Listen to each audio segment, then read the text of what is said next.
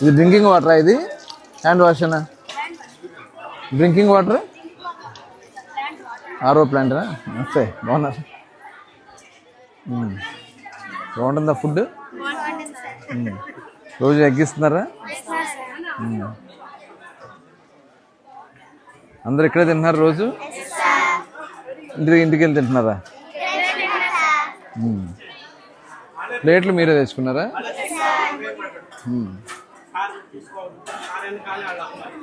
ఒకటి తీసుకో ప్లేట్ తీసుకో.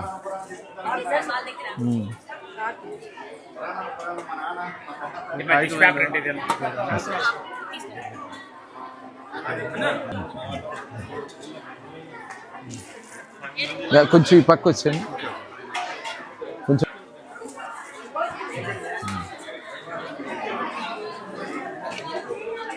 ఓకే, సరే ఎవరికైనా ఇద్దాంలే ఇస్తే. చిన్నపురేనా?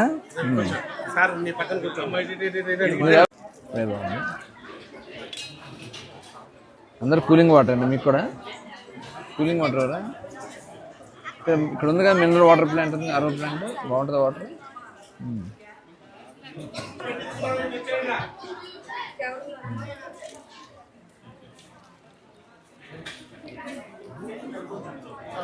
ఏమవుతారు పెద్దయ్యాక? ఏమవ్వాలనుకుంటున్నావు? ఈరోజు మచిలీపట్నం చిన్నాపురం పంచాయతీలో స్కూల్లో నిర్వహిస్తున్నటువంటి మధ్యాహ్న భోజన పథకం ఎలా ఉంది, ఫుడ్ ఎలా ఉందని చెప్పి పిల్లలతో పాటు కూర్చుని పర్యవేక్షించడం జరిగింది. ఇవాళ గౌరవ ముఖ్యమంత్రి చంద్రబాబు నాయుడు గారు, అలాగే ఉప ముఖ్యమంత్రి వర్యులు పవన్ కళ్యాణ్ గారు, ముఖ్యంగా విద్యాశాఖ మంత్రి వర్యులు నారా లోకేష్ గారు స్కూల్స్ అన్నిటిని కూడా ఒక స్టాండర్డ్స్తో ముందుకు తీసుకెళ్ళాలి.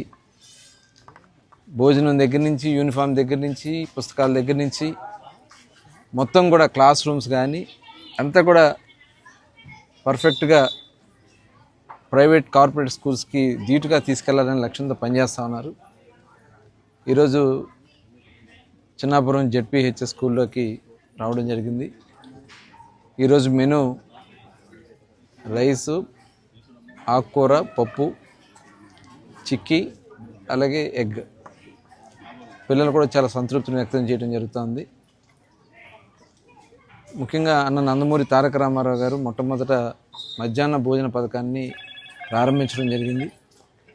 ఇవాళ రాష్ట్ర ప్రభుత్వం ఇటు స్కూల్స్లో కానీ ఇంటర్మీడియట్ చదువుతున్న పిల్లలకు కూడా మధ్యాహ్న భోజనం, ఎందుకంటే లాస్ట్ గవర్నమెంట్లో వాళ్ళు ఆపేశారు. ఇవాళ ఇంటర్మీడియట్ పిల్లలకు కూడా ఇవ్వడం జరుగుతుంది. దగ్గర 3,000 కోట్ల రూపాయలు ఈ మిడ్ డే మీల్స్ కోసం రాష్ట్ర ప్రభుత్వం ఖర్చు పెడతా ఉంది. ఇవాళ ఎందుకంటే వాళ్ళకి పౌష్టిక ఆహారం ఉండాలి, వాళ్ళు బాగా చదువుకోవాలంటే, కడుపు నిండా వాళ్ళు అన్నం తినాలనేది ప్రభుత్వ లక్ష్యం. దానికోసమే ఇవాళ ఈ కార్యక్రమాన్ని నిర్వహిస్తూ ఉన్నాం. అదే కాకుండా ఇవాళ ఎన్సీఆర్టీ స్టాండర్డ్స్లో కూడా ఇవాళ వాళ్ళకి సిలబస్ అందించడం జరుగుతుంది. అట్లాగే స్కూల్ యూనిఫామ్, బ్యాగ్, షూస్ అన్నీ ఇస్తున్నాం. అలాగే టీచర్స్ని కూడా ఎప్పటికప్పుడు ట్రైన్ చేస్తూ పిల్లలకి అర్థమయ్యే విధంగా వాళ్ళకి టీచింగ్ చేయాలనేది ప్రభుత్వ లక్ష్యం. ఇవాళ అందుకనే తల్లికి వందనం చదువుకున్నటువంటి పిల్లలందరికీ కూడా 15,000 రూపాయలు చొప్పున గౌరవ ముఖ్యమంత్రి చంద్రబాబు నాయుడు గారు, అలాగే ఈ ప్రభుత్వం, కూటమి ప్రభుత్వం అందిస్తూ ఉన్నాం. దగ్గర సంవత్సరానికి 10,000 కోట్ల రూపాయలు ఈ తల్లికి వందనం కింద ఖర్చు పెట్టడం జరుగుతుంది. అలాగే ఈరోజు పేరెంట్స్ టీచర్స్ మీటింగ్స్ కూడా పెట్టాం. ఎందుకంటే వాళ్ళకి, టీచర్స్కి ఎప్పుడు కూడా పేరెంట్స్కి పిల్లల యొక్క విధానాలు తెలియజేయాల్సినటువంటి అవసరం ఉంది. అలాగే పిల్లలు కూడా క్రమశిక్షణగా ముందుకెళ్లాల్సినటువంటి అవసరం ఉంది. ఇవాళ చాలా అవకాశాలు ఉన్నాయి. ఇవాళ మన రాష్ట్రంలో ఖచ్చితంగా రాబోయే కాలంలో 20 లక్షల మందికి ఎంప్లాయ్మెంట్ క్రియేట్ చేయాలనే లక్ష్యంతో ఒక పక్క పనిచేస్తూ ఉన్నాం. ఒక నాలెడ్జబుల్ సొసైటీని ఫామ్ చేయాలనేది ఈ ప్రభుత్వ లక్ష్యం. అందుకనే ఈరోజు ఈ స్కూల్స్ని, అలాగే విద్యా విధానాల్లో మార్పుని తీసుకురావడం జరిగింది. లాస్ట్ గవర్నమెంట్లో చూసాం, పిల్లలందరినీ వాంటెడ్గా 2 లక్షల మంది 10th క్లాస్ పిల్లల్ని ఫెయిల్ చేశారు. ఆ రోజున చాలామంది మరి సూసైడ్ చేసుకున్నటువంటి సందర్భం కూడా ఉంది. అందుకని చాలా కీన్గా అబ్జర్వ్ చేస్తున్నాం. అట్లాగే ఆ రోజున వాళ్ళు మెర్జింగ్ పేరుతో, స్కూల్స్ మెర్జింగ్ పేరుతో ఎయిడెడ్ స్కూల్స్ అన్నీ కూడా తీయటం వల్ల చాలామంది పిల్లలు కానీ టీచర్స్ కానీ రోడ్డున పడిపోయారు. ఇవన్నీ కూడా గమనించి మనం ఒక నూతన విధానంతో ముందుకెళ్తున్నాం. డెఫినెట్గా ఈ రాష్ట్రంలో ఉన్నటువంటి పౌరుల్ని, ఎందుకంటే వాళ్ళు చూసిన ముఖ్యమంత్రి గారు తీసుకున్నటువంటి విధానాల వల్ల ఆ రోజున ఐటీ తీసుకుంటే దేశ విదేశాల్లో ఈరోజు మన వాళ్ళు ఉన్నారంటే, తెలుగు వాళ్ళు ఉన్నారంటే చంద్రబాబు నాయుడు గారు వేసినటువంటి పునాది. అలాగే ఈరోజు కూడా మార్పు చెందుతున్నటువంటి పరిస్థితుల్లో ఆర్టిఫిషియల్ ఇంటెలిజెన్స్ మీద కానీ, అలాగే క్వాంటమ్ కంప్యూటింగ్ కానీ, డేటా సెంటర్స్ కానీ, ఇవన్నీ కూడా ఒక దేశంలో, భారతదేశంలో ఏ రాష్ట్రం చేయనటువంటి కార్యక్రమాలతో ముందుకెళ్తున్నాం.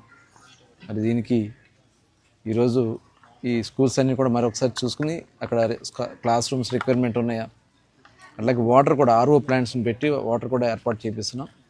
ఇంక వాళ్ళకి అన్ని రకాలైనటువంటి మౌలిక సదుపాయాలు కల్పించడం ఈ ప్రభుత్వ లక్ష్యంగా తెలియజేస్తాం.